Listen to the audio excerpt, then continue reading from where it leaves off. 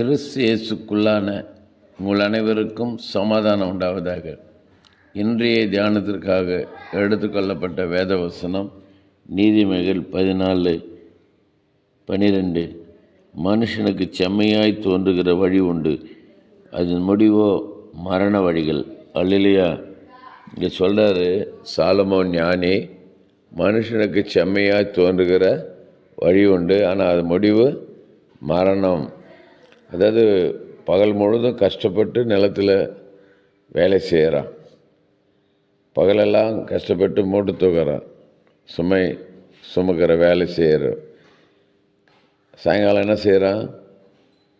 டாஸ்மாக் கடையில் ஒரு குவார்டர் அடித்த உடனே இதமாக சுகமாக தூங்கலாம், சுகமாக இருக்கலான்னு சொல்லி அவனுக்கு அது செம்மையாக தோன்றுது. அதனால் அது முடிவு என்னான்னு பார்க்கும்போது மரணத்தில் கொண்டு போய் விடுகிறது.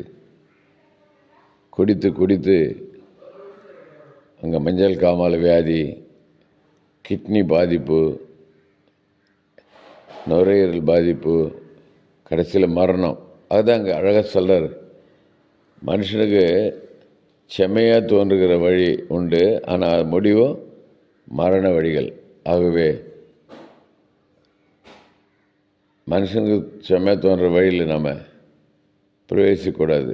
கர்த்தருக்கு செம்மையான வழியில், கர்த்தருடைய வழியில்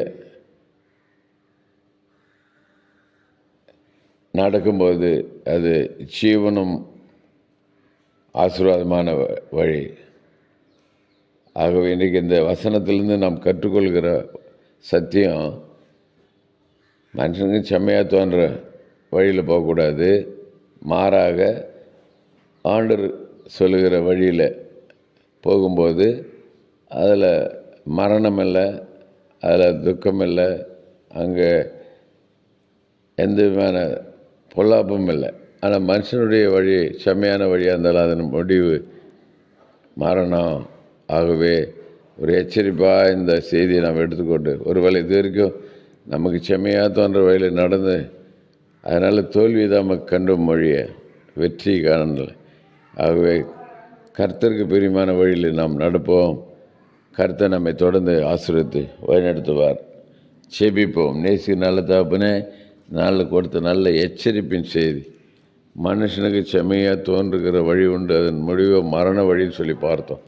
ஆகவே எங்களுக்கு மனுஷனுக்கு தோன்றுகிற செம்மையான வழியில் நடக்காதபடிக்கு கர்த்தருடைய செம்மையான வழியில் நடந்து ஆசீர்வாதத்தை சூழ்ந்து கொள்ள கிருபை செய்யும். இயேசுவின் நாமத்தில் செபிக்கிறோம் நல்ல பிதாவே, ஆமேன்.